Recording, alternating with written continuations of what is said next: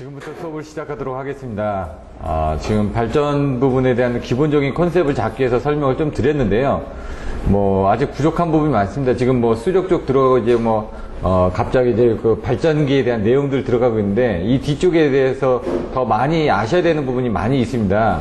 네, 그럼에도 불구하고 이제 시간적인 부분 때문에 많이 좀 빨리빨리 넘어가고 있거든요. 어차피 또 나중에 또 발전 쪽은 또 계속 반복해서 또 만들어 드릴 겁니다. 다른 식으로 해가지고 자료들이 많이 있으니까. 발전 쪽은 잘 돼 있는 부분은 이제 서부 발전에서 그 발전공학 책 만들어 놓은 게 있습니다. 하나. 발전 기초 말고, 그게 이제 너무 깊숙이 들어가다 보니까 제가 그렇게 깊숙이 들어갈 필요는 없을 것 같고, 나중에 그런 책들 같은 경우는 화면 부분만 일부 보여드리면서 설명을 해도 되지 않을까. 자료들은 많이 있는데, 문제는 그 자료를 여러분들이 다 소화하기에는 너무 시간이 많이 필요하기 때문에 시험에 맞춰가지고, 시험에 가장 많이 나오고, 그리고 빈도수가 높고, 그리고 여러분들이 꼭 알아야 되는 내용 위주로 해가지고 사용을 합니다. 그래서 여기서 들었던 내용들도 한번 보시고, 여러분들이 나름대로 정리해가지고 이건 아니다 그러면 버리십시오. 모든 게 다 좋다라고 생각하실 필요는 없습니다. 아무리 몸에 좋은 보약도 자기한테 맞아야 되는 거죠. 내가 아무리 들어도 이건 나한테 이해 안 돼. 그러면 그냥 버리시고 내가 이해되는 것만 일단 들고 가시자는 얘기입니다. 이제부터 설명드릴 내용들은요, 불순물에 의한 보일러 급수장애입니다. 내용도 보시면 스케일, 아까 얘기한 것처럼 불순물이 있으면 쌓이고 관벽에 쌓이다 보니까 뭔가 이런 것들 스케일이 생긴다는 얘기죠. 슬러지가 생기고. 그런 것들을 여기 보시면 스케일은 고형물이 보일러 내부면에 부착된 거, 이거는 내부에 퇴적하는 거, 밑에 떨어진 거. 슬러지라 해가지고 여기 밖에서 사드시지 않습니까? 그러니까 그냥 얼음 같은 거 넣어가지고 물컹물컹 해가지고 먹는 게 이제 슬러지고요. 스케일을 한다고 그러죠? 이빨.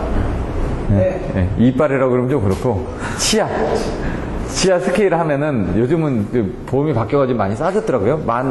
얼마인가? 그렇게 바뀌었더라고요. 그래서 스케일하는 건 여기 고형물이 되어 있는 거는 스케일을 떨어뜨리는 거죠. 스케일링 한다고 그러죠. 그리고 칼슘, 마그네슘, 이런 것들. 그리고 이런 게 있으면 아무래도 이제 물이 잘 통과를 하지 못하다 보니까 효율이 떨어지고, 그 다음에 열이 제대로 전달되지 못하고, 순환이 방해가 되고, 그 다음에 과열이 되다 보니까 관벽이 파열이 되고, 이런 내용들이 있다는 얘기입니다. 그래서 이런 것들을 아까처럼 이제 알카리성수, 산성수 이렇게 있는, 산성은 녹이는 거기 때문에 상관없는데, 알카리성은 이런 것들이 끼게 됩니다. 그래서 그런 걸 석회소다를 이용해가지고, 그거를 물을, 가성 취하해가지고 없애는 부분들이 있습니다. 대부분 보일러의 부식은 산소에 의한 부식입니다. 그래서 안에서 아까 탈기기 같은 부분이 산소를 빼내는 게 탈기기입니다. 여기서 그 대책이 탈기기한 산소 제거 부분이고요. 증기의 불순물 호입이 되면은 캐리오버 현상이 된다. 여기는 가열기에서 효율이 저하된다. 안에 불순물이 있으니까. 터빈에서 효율이 저하된다. 진동을 취한다. 그 불순물이 터빈을 때리면서 뭔가 충격이 가기 때문에. 가성치아가 아까 나왔죠. 보일러 수를 산성을 하면은 보일러 부식을 일으키기 때문에 알카리성을 유지하기 위해서 가성을 한다 이거죠. 뭔가 성분을 첨가를 하면은 그 부분에서 보일러의 농도가 틀려지다 보니까 문제가 덜 된다. 그래서 그때 사용하는 건 나트륨을 이용해서 산성화를 가성치화해서 알카리성으로 바꿔주는 부분입니다. 급수 처리 방법, 1차 처리, 2차 처리 해가지고 방법들 있죠. 필터링 하는 겁니다. 결국은 석회소다를 넣어가지고 물을 바꿔주고, 그 다음에 외부 처리할 수 있게끔 자연친전, 응집, 여과, 순수 제조해가지고 뭔가 들어오기 전에 뭔가 필터링 해가지고 충분히 걸러내지는 부분이죠. 하수종말 처리장 가도 마찬가지입니다. 물이 어떻게 되냐면 미생물을 넣어가지고요, 넘어가면서 미생물이 어느 정도 있어야지만 됩니다. 그래서 미생물이 그거를 변화를 시켜가지고 옆에서 응집하고 나면 나중에 슬러지 같은 게 나오죠. 그럼 슬러지 같은 거 빼내고, 그 위로 있는 그 부분의 물만 바깥으로 이제 방출이 되는 거죠. pH 8.5에서 9.0이면 어떻게 되죠? 이거 산성 아닌가요? 5.5 이상이 산성 아닌가요? 7인가요? 중성이 7이고 5.5가 산성인가요? 이 pH를 조절해서 8.5에서 9.5로 한다고 해서 이거 좀 한번 봐야 되는데, 저는 이 위에가 산성이고 밑에가 예, 염기성으로 알고 있는데, 예, 그래서 보통 5.5 정도로 한다. pH를 5.5 정도로 한다. 그게 약간 그 알칼리성으로 하는 거거든요. 아까 말씀하신 것처럼 6인가 7이 그 중성 정도에서 그거를 이제 조절하기 위해서 한다. 이렇게 돼 있거든요. 발전기 병렬 운전 시 크이 주파상, 크이 주파상, 상이 뭘까요? 상회전입니다. 상차각이 아니라 상회전. 여기서 보면 병렬 운전 조건이 맞지 않는다. 그럼 다 무효 횡류. 일단 무효 횡류로 가시면 됩니다. 이거 지금 25점짜리로 나옵니다. 나중에 한번 나와서 2번이가 나왔습니다. 동기발전기 병렬 운전 시 문제되는 사항들. 그럼 이대로 써주셔야 된다는 얘기죠. 그림 그려주고. 크이주파 이렇게 하면 이제 간단하죠. 터빈 발전기 여자 방식에 뭐가 있다고요? DC, DC.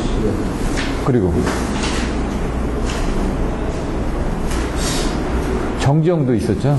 AC가 정지형이 있습니다. 그러니까 AC가 종류가 여러 가지가 있다 이거죠. 그냥 변환장치에 한 부분, 정류기 한 부분, 뭐 변압기 한 부분, 뭐 이런 식으로 나눠질 수가 있다 이죠. AC에서 DC로 바꿔주는 방법들이. 여기 보시면은 전압지역, 무해전력대역 이런 부분들이 있다. DC 여자 잘 사용하지 않는다. DC 자체만으로 여자하는 건 안 한다 이거죠. AC 여자 수력발전소에서 사용하고 있다. 정지형 여자 최근에 대용량 발전소에서 사용한다. 그럼 정지형 여자 방식을 다 쓰는 거네요. 그러니까 AC 정지형 여자죠 이거는.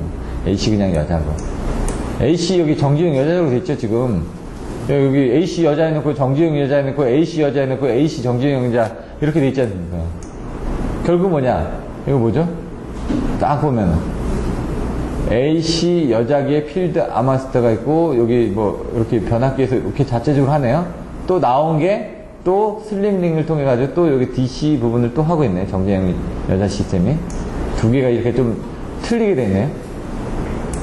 제가 이건 한번 여자기나 한번 봐야 되는데 AC 여자 시스템은 여자 시스템의 입력을 AC 발전기를 이용한다.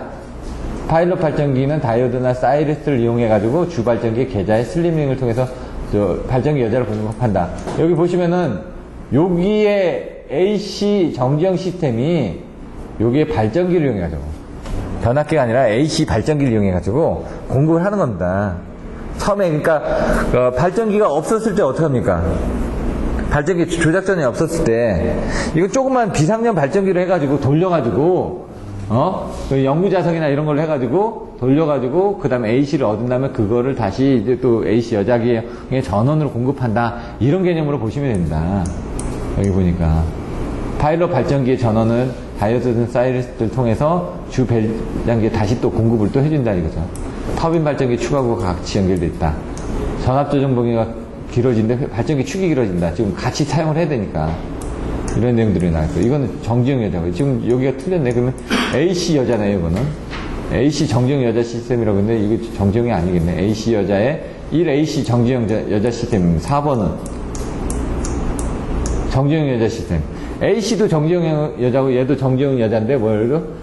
아까 그 AC형 정지형 여자는 발전기를 이용한 거고 얘는 변압기를 이용한 거고 지금 아까 말씀드렸잖아요. 다 변압기 쓴다고요. 예? 뭐 동기발전기도 옆에 있어가지고 변압기를 이용해서도 AC로 받아가지고 다 한다고요.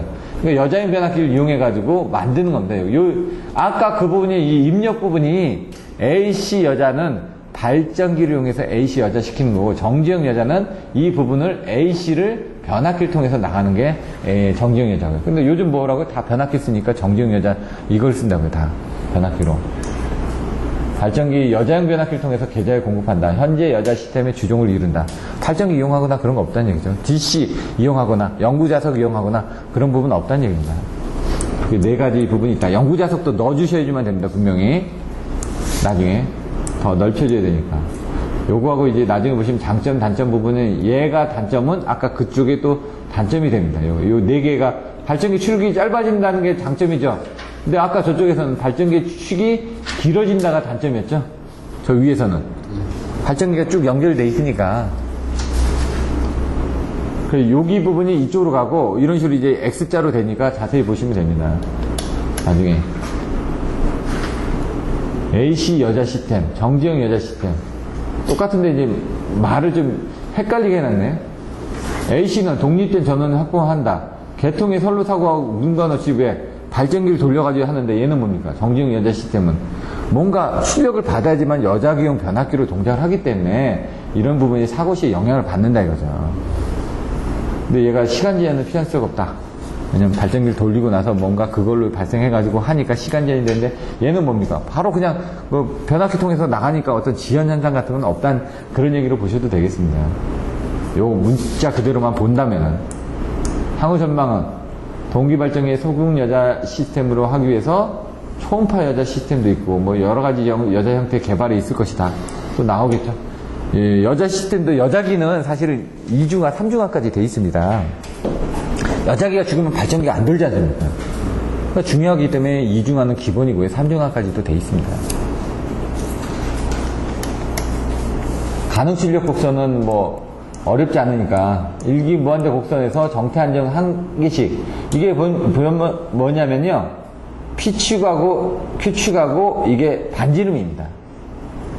그래서 P축에 대한 이 부분, Q축에 대한 부분 그래서 여기 반지름이 요거하고 요거 부분에 나갔고 요 원점의 위치가 어디냐 이거죠. 원점이 어디입니까? P죠.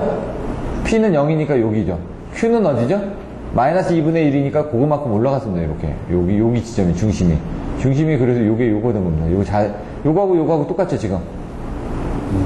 그렇게 된 겁니다. 그리고 뭐라고요? 요 크기가 요거라는 얘기예요. 원의 방정식입니다. A자승 플러스 B자승은 C자승. A는 이쪽으로 가는 거고, B는 이쪽으로 가서 거기에 원의 중심이 세워지는 거고, 그 다음 C는 그거의 반지름을 얘기하는 거죠. 가능 출력 곡선이니까 이렇게 가는 거죠. 그러니까 가능 출력 곡선은 이걸 그림을 설명하기 위해서 무한대 곡선에서 이런 정태 한정 한 개씩이 이렇게 나오기 때문에 가능 출력 곡선은 이렇게 그림이 그려진다. 이렇게 설명이 된 겁니다. 출력 한계를 이해하기 위해서 뭐 전류에 의한 제한, 안정도에 의한 제한, 여자기에 의한 제한 이렇게 나와있죠. 저는 어떻게 하면 전환 여부 누해단 이렇게 였습니다. 전환 여부 누해단. 전류에 의한 제한, 안정도에 의한 제한, 여자기에 대한 여보, 보호장치에 의한 제한, 누설 자석에 의한 제한, 회전자의 직경 및 길이에 의한 제한, 단락 비하 및 냉각 장치에 의한 제한. 그리고 온도, 안정도, 냉각도, 온, 안, 냉 해가지고 온도, 안정도, 냉각 방식에 따라서 제한하고 회전자의 직경 및 길이에 대한 거는 K는 KD 자승 DLN인가 이렇게 해가지고 그거에 대한 내용으로 또 외웠고요. 단락비는 KS, 냉각박시, K는 1, 2, 3, 4 해가지고 외우고요. 여기 보시면 얘는 85고 얘가 85가 아니라 얘가 90도 정도로 좀 보시면 되죠. 왜냐면 얘가 작거든요. 그러니까 출력이 85도까지 안 나오고, 실제로 수소압력이 0.51, 2라고 하는데 수소압력은 실제로 더 높습니다. 1, 2, 4 이런 식으로 높습니다. 수소압력이 실제로는. 그래서 그런 것들도 수치를 바꿔서 실제는 이렇다라고 수소압력을 좀 더 높게 줄수록 어떻게 됩니까? 냉각이 더 잘 될 거 아닙니까? 그러니까 더 크게 쓸 수 있을 거 아닙니까? 네. 그래서 그런 것들도 바꿔주시고 1번이 뭐에 대한 제한 2번이 뭐에 대한 제한 3번이 뭐에 대한 제한 4번이 뭐에 대한 제한 이거죠. 3번이 고정자 담부에 의한 제한이고 4번이 정태 안정도 한계에 의한 제한 이런 식으로 나와있으니까 UEL, OE에 의한 제한 이렇게 나와있고요. 1번이 발전기 출력에 대한 제한 이런 식으로 되어 있고요. 1번 온동조 발전기 출력에 의해서 제한되는 부분이 곡선 1이라고 그랬죠. 온도 상승 여기 보시면 온도, 안정도, 냉각입니다. 여기 보시면은 발전기 운전 영역 한계가 온도, 안정도, 냉각이라고 했죠. 여기 안정도를 볼까요? 안정도, 정태 안정도, 동태 안정도 4번, 5번이라는 얘기죠. 지금 냉각 방식 여기서 P는 KD 자상 LN 아까 설명드렸던 것처럼 K는 1, 2, 3, 4가 나옵니다. K는 1, 2, 3, 4 이렇게 해가지고 이렇게 나오니까 그렇게 딱 보고 흐름을 뭘 써야 될지 보시는 겁니다. 이게 바로 모범 답안입니다. 요게 이제 17점에서 20점 사이. 근데 2번이 뭐냐? 발전기 지상무예 전력. 그러면 여기는 발전기 진상무예 전력에 의한 제한이죠. 안 봐도. 근데 이제 자세히 보시면 지상무예 전력은 어떻게 합니까? 계자건선의 온도고 이거는 고정자입니다. 위에는 계자고 밑에는 고정자. 이렇게. 계자건선의 온도 상승이고 밑에는 고정자 담부의 온도 상승 때문에 제한이 된다. 예? 계고 가상 있었듯이 얘도 위에가 계고 밑에가 고 이렇게 외워주셔도 되고. 예?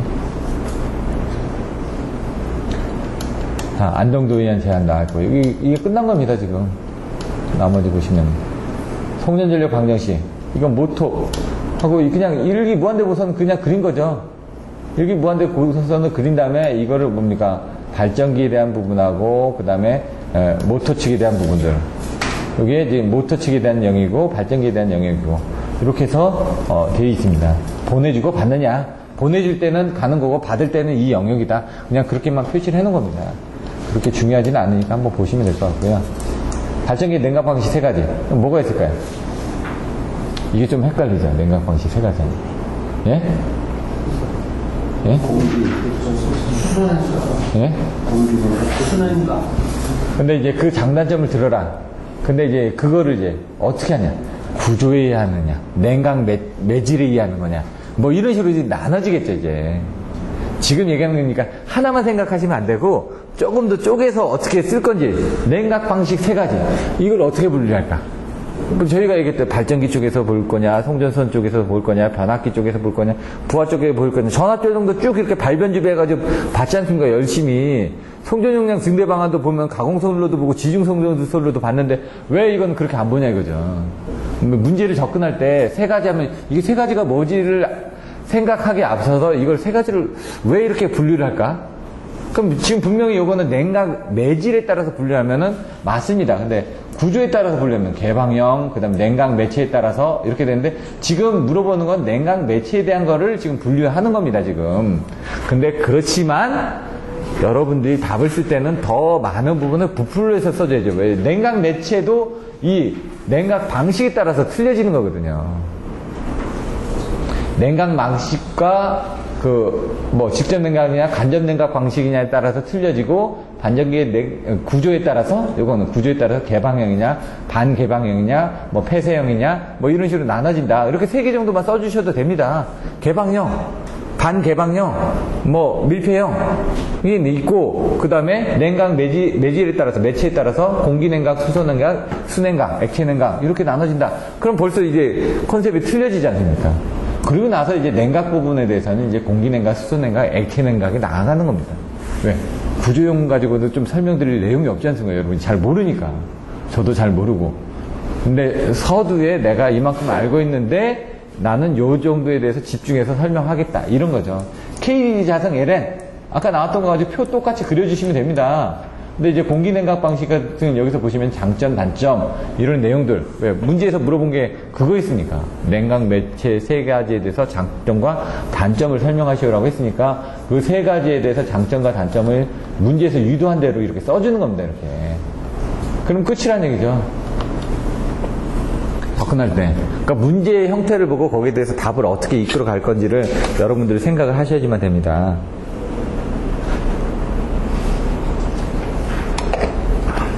불평형 부하가 터빈 발전기에 미친다. 뭔가 충격을 주겠죠. 뭔가 이게 불평형 부하니까 얘가 당겨주는데 당기는 걸 불평을 당기니까 발전기가 돌다가 얘가 자꾸 귀찮게 이렇게 당기니까 얘가 막 진동도 있고 소음도 있고 그 다음에 여러 가지 현상들이 발생될 거라는 얘기죠. 출력도 불균형하게 나올 거고 그게 나왔죠.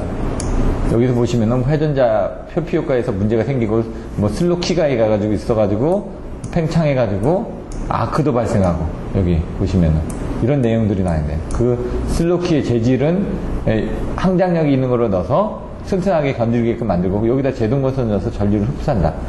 여기 보시면은 뭔가 불평형 부하가 있으면 얘가 흔들 텐데 그거를 제동기를 넣는다. 아까 얘기했던 건 뭡니까? 저희가 수차 발전기는 돌극이 있다 보니까 그 안에 제동건선을 넣기가 좋다고 했는데 이런 것들은 화력발전 아닙니까? 화력발전 같은 것들은 제동건선이 안 들어간 건 아니네요. 들어가 있는데 불구하고 걔가 제동을 할 수 있는 것들은 뭡니까? 이런 불평형 부하나 이런 게 생겼을 때 일부 제동을 하기 위해서 그렇게 사용을 한다고 보시면 되는 거죠. 관성 정수가 작기 때문에. 역상에 대해서도 제동을 하기 위해서 역상 전류가 흘렀을 때 그걸 반대로 해가지고 또 없애주기 위해서 할 수도 있는 거고. 여기 보시면 원리는 계통형 불평형 사고가 발생하면 역상분 전류가 포함되고 그 역상분 전류를 검출해가지고 발전기를 보호한다. 그 제동을 하는 부분들이 있고요. 이 K값은 이건 열 시정수인데 30, 40 보통 한 40 정도 보시면 됩니다. 증기터빈 같은 건 이 수치가 낮기 때문에 더 열을 빨리 받는다 이거죠. 그렇기 때문에 더 주의를 하셔야 된다는 얘기예요. 단락비가 뭘까요? 정무학계 3유직에 일단 이렇게만 나오시라 이거죠.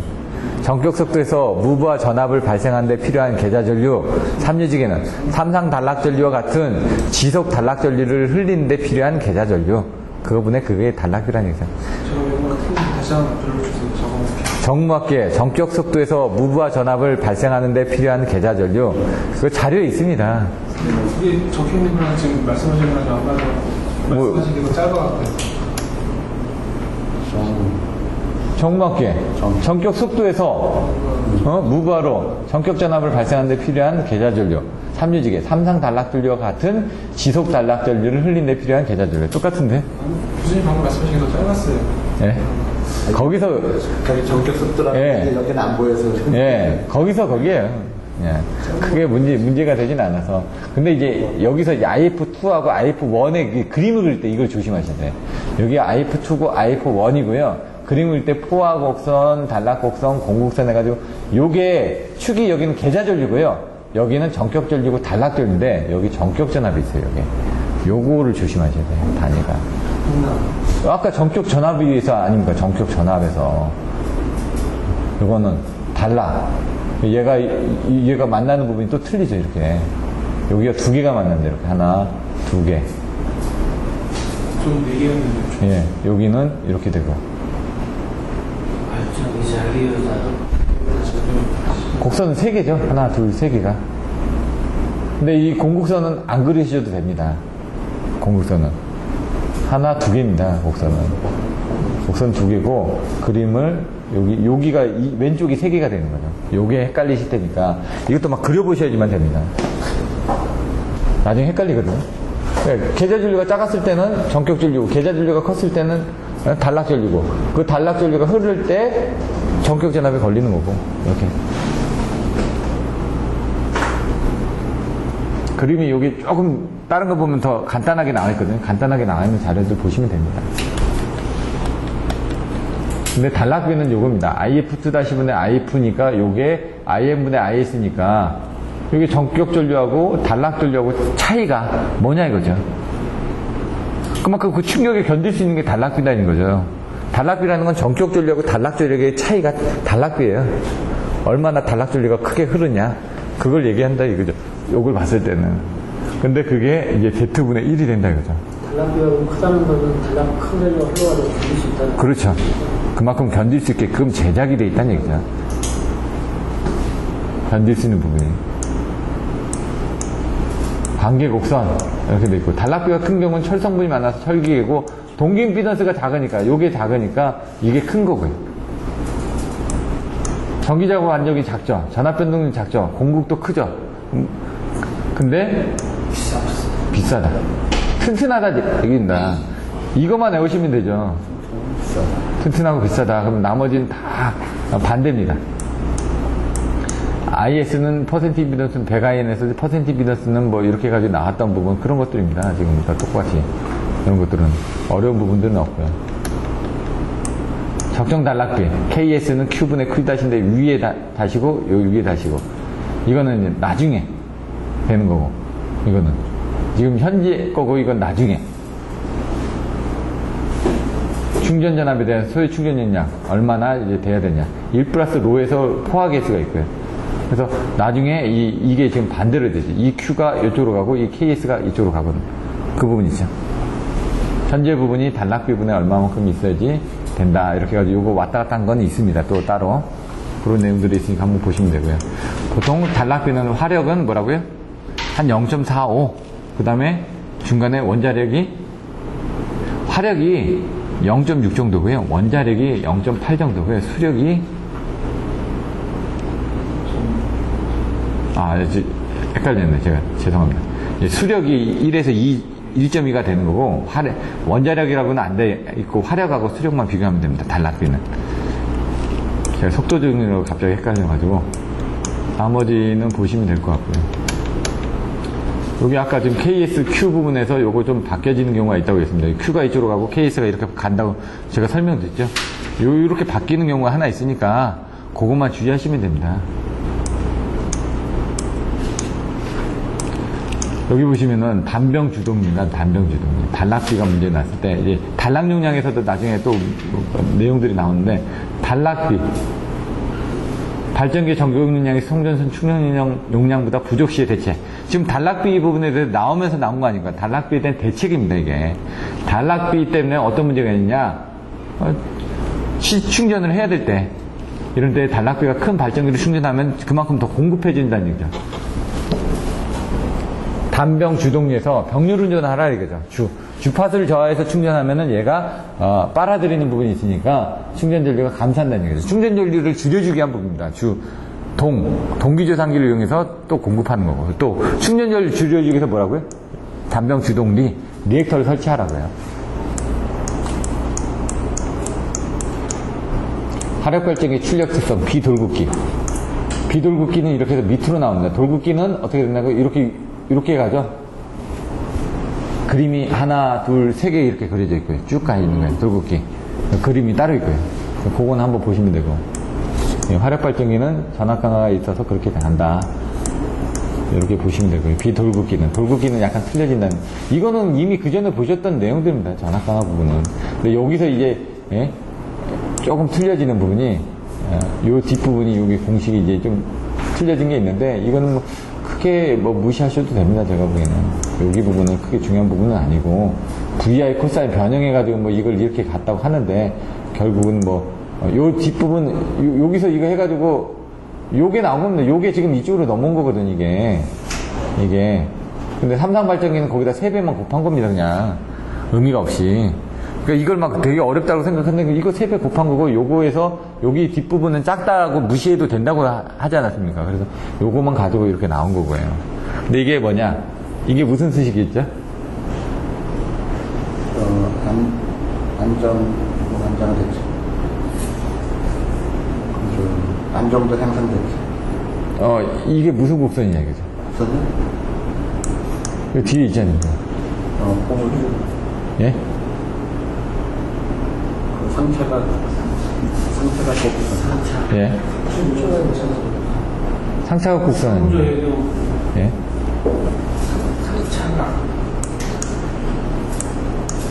자, 비돌기 출력과 부하각과의 관계에서 얘가 이제 동기발전기 출력에 관련된 그런 부분이었죠.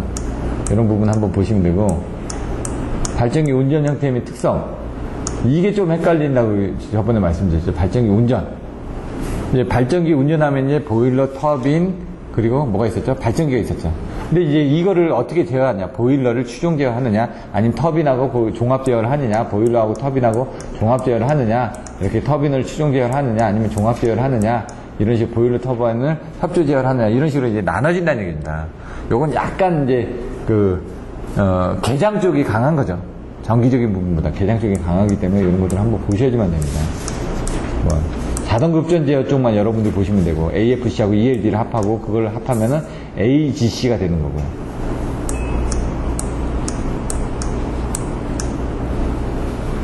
AFC 운전하게 되면은 부조작용 나오고, AFR, 이건 잘 모르겠고, 과부운전, 이런 것들은 한번 보시면 되겠습니다. 저도 요건 한번 봐야 될 것 같은데, DSS 운전은 데일리 스타트업. 얘 같은 경우는 보통 7시에 가동해가지고 한 8시부터 투입을 합니다. 그 12시쯤 끕니다. 그러니까 하루에 한 6시간에서 12시간 정도 끕니다. 매일 그렇게 합니다. 근데 이제 주말에는 또 끄고요. 주말에는 별로 부하가 없으니까. 왜? 그게 더 경제적이니까. 기름값이 덜 들어가거든요. 계속 돌리는 것보다는. 근데 이제 열 능력이라든가 이런 측면에서 조금 문제가 될 수는 있습니다. 단시간 정지후 재기동한다. 요거 계산한 것도 있습니다. 나중에 보시면요. 이렇게 해서 일부하 곡선에서 여긴 죽이고요. 여기 올라갔다가 이렇게 해서 이렇게 해가지고 이렇게 해서 왜 여기 부분을 줄였냐 이거죠.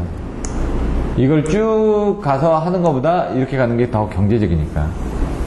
기름값 계산해보면. 여기서는 일부 올라가요. 여기는 이렇게 올라가야죠.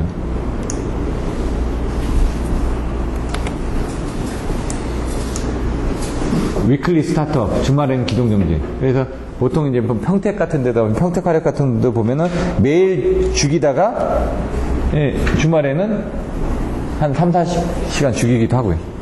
부하가 적으니까. 그리고 월요일 아침에 다시 또 가동하고, 월화수목금 이렇게 운전하고 이런 데들이 많이 있습니다.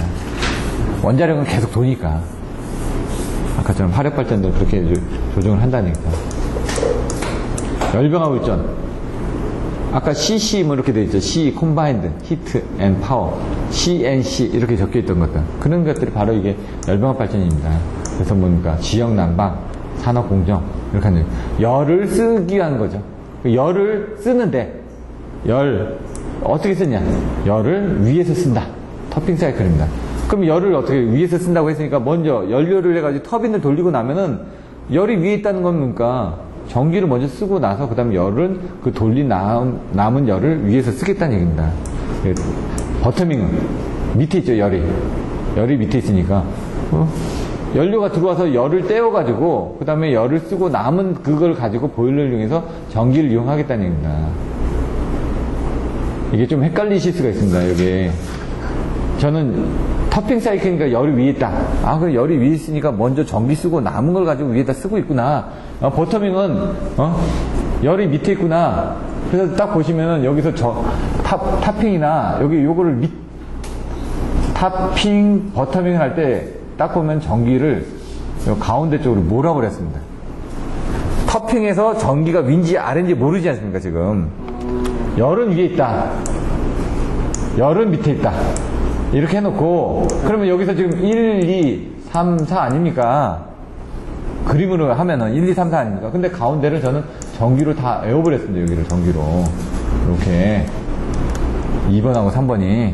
그럼 어떻게 됩니까? 얘는 뭐니까 터빈을 돌려서 전기 만들고 그 다음에 남는 열을 이용해서 쓰겠다는 얘기고, 얘는 열을 이용했는데 여기 지금 가운데 있으니까 지금 이 보일러를 돌려서 이쪽으로 전기 나간다고 이렇게 해놓고요. 이것도 안 헤어지니까 터핑은 열은 위에 있다, 버터밍은 열은 밑에 있다. 근데 1, 2, 3, 4 그림 그려놓고 2번하고 3번은 전기다 이렇게 해놓으면은 그림 그냥 쉽게 외우거든요. 이렇게 외워버리시면 나중에 절대 잊어버리지가 않습니다. 헷갈릴 때 터핑, 버터밍, 열발, 증가복뒤, 배추복 이렇게 했거든요. 열 에너지 사용 형태에 따라서 발전 형식에 따라서. 그럼 증가복뒤라고 했죠. 증기터빈, 가가 뭘까요? 가스터빈, 복이 뭘까요? 복합발전, 복합사이클, 증가복뒤, 디젤 운전, 디젤 엔진 발전. 그리고 배추복이라고 했죠. 배추복, 배기 배합터빈, 축이 배합터빈, 배합터빈, 축이 배합터빈, 배추복이라고 했으니까. 그 다음에 복수, 축이 복수 터빈 방식, 축이 복수 방식 이런 식으로 해서 배추복 이렇게 외워버릴 거예요. 자, 여기서 보시면은 배합은 복수기가 없습니다. 그러니까 바로 나갑니다. 들어오는 대로 그냥 다 쓰는 겁니다. 들어오는 대로 계속. 배합이니까.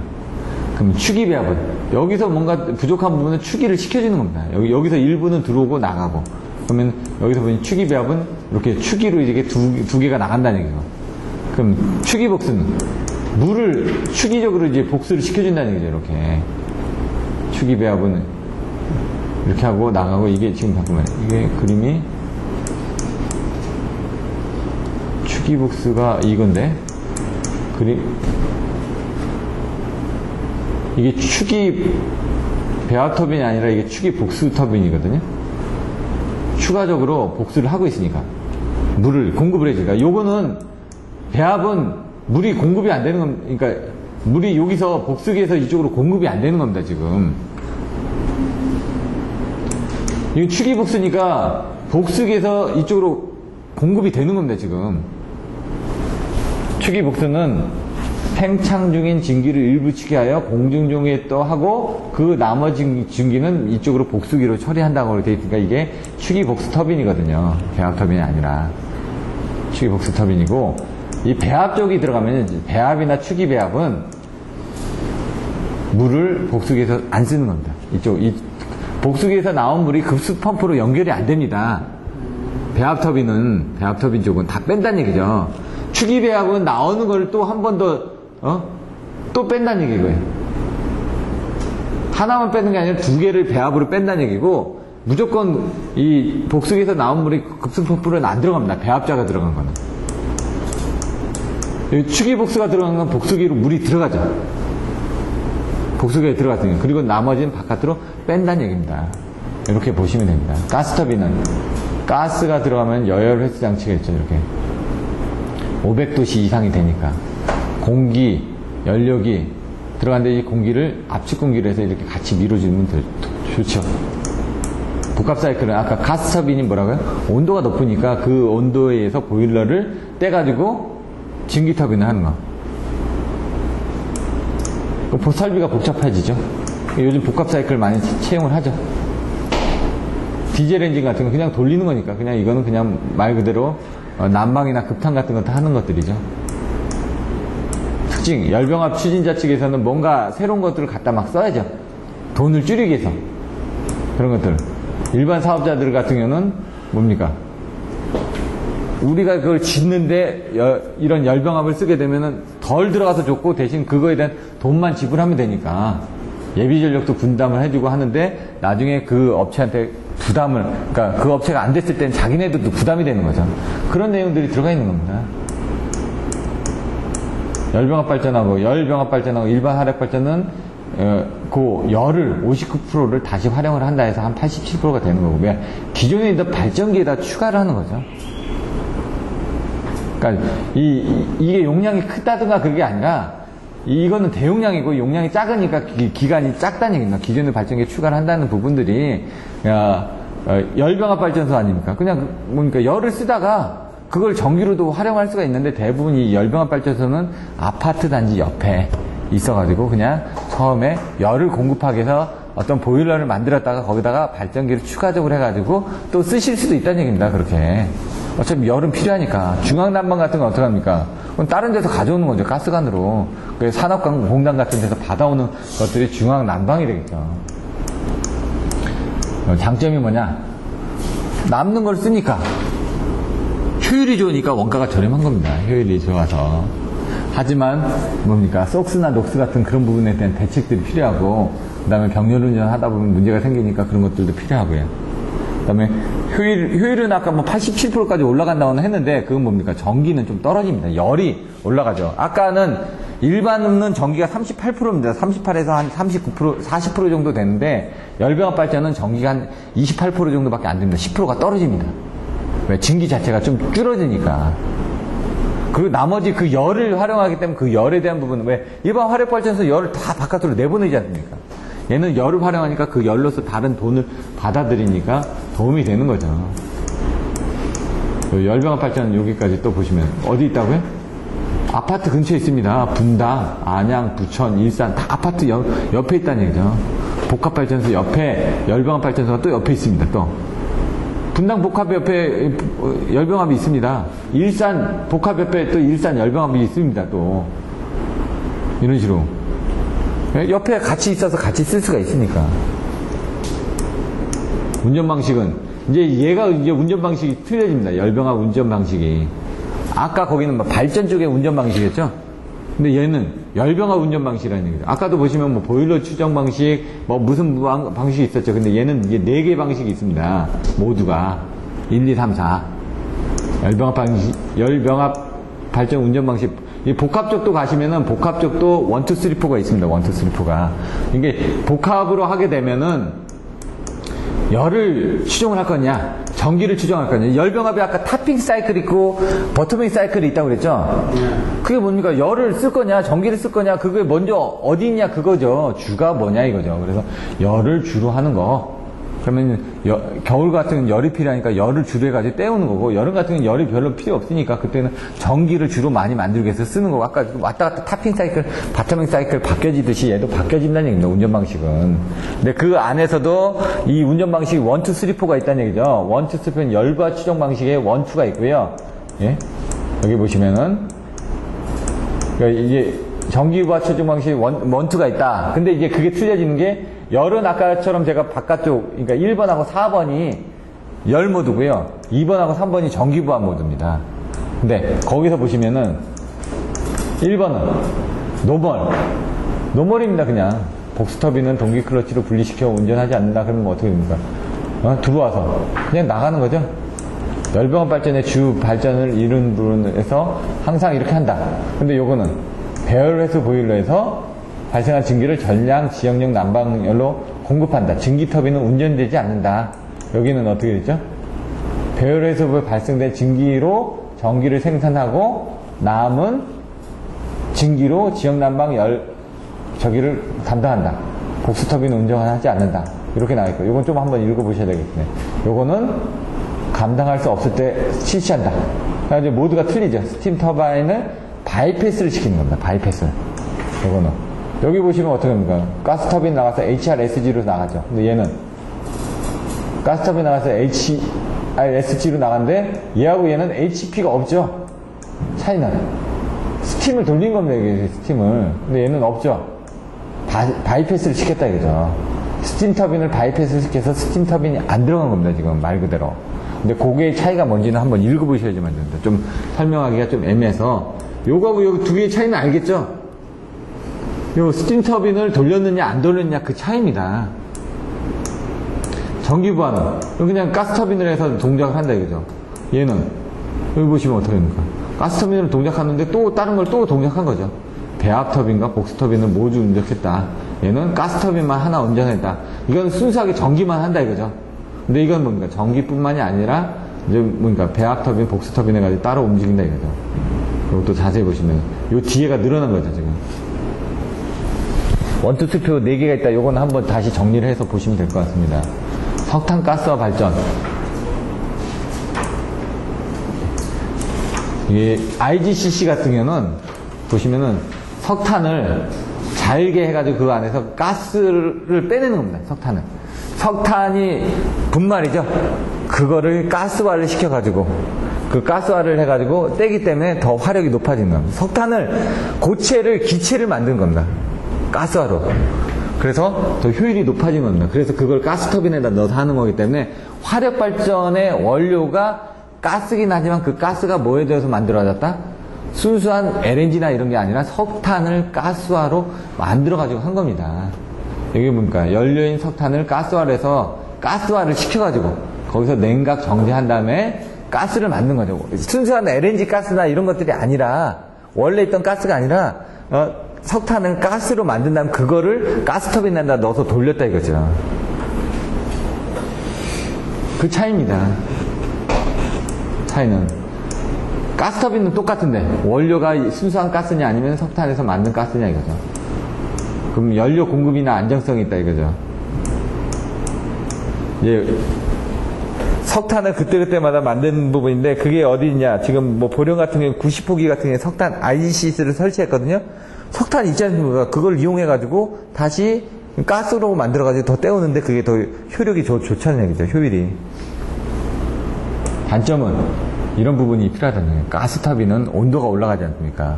옆에 석탄 같은 경우는 650도, 850도라면서요. 근데 얘는 1500도라면서요.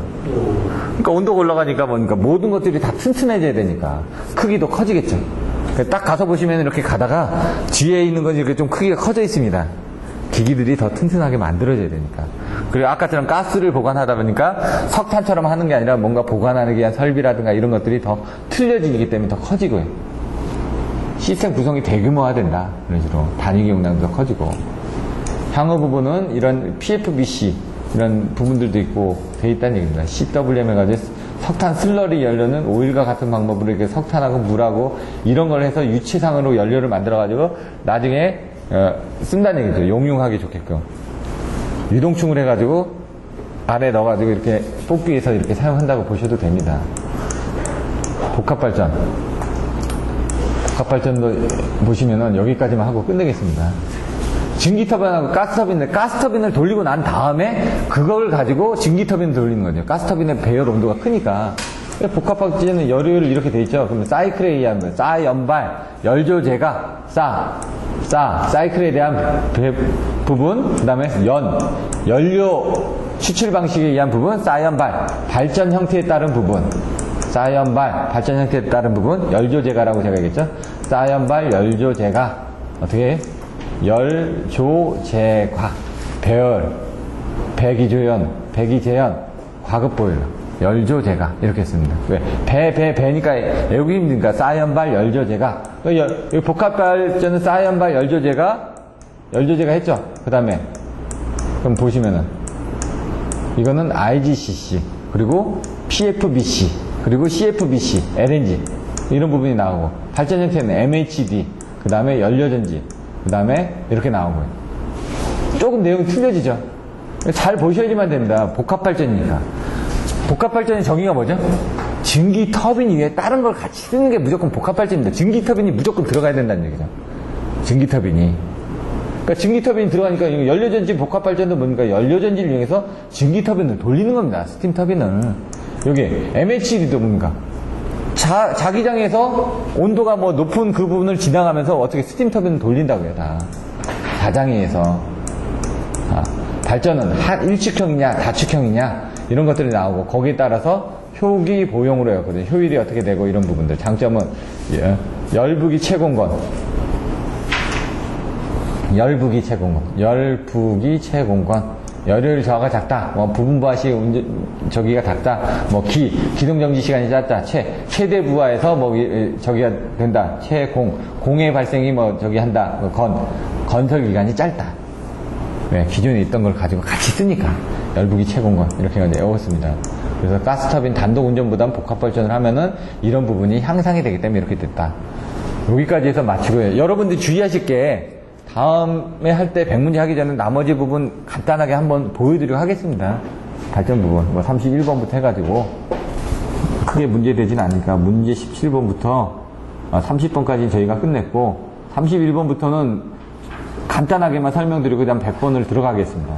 여기서 보실 거 주의할 거는 열병합 발전, 그리고 복합 발전. 이런 것들이 헷갈립니다. 정확하게 알고 계셔야 된다는 얘기예요. 정의를. 그 두 개. 열에 관련된 부분. 제가 보기에선 여기서 제일 중요한 게 열병합 발전, 복합 발전입니다. 지금까지 뭐 수력 얘기했는데 그런 거 필요 없다는 얘기죠. 가장 많이 나온 건 지금 실생활에 우리가 많이 쓰고 있으니까 복합 발전 많이 쓰고 있지 않습니까? 열병합 발전하고 복합 발전 이 두 문제는 반드시 외워주셔야지만 됩니다.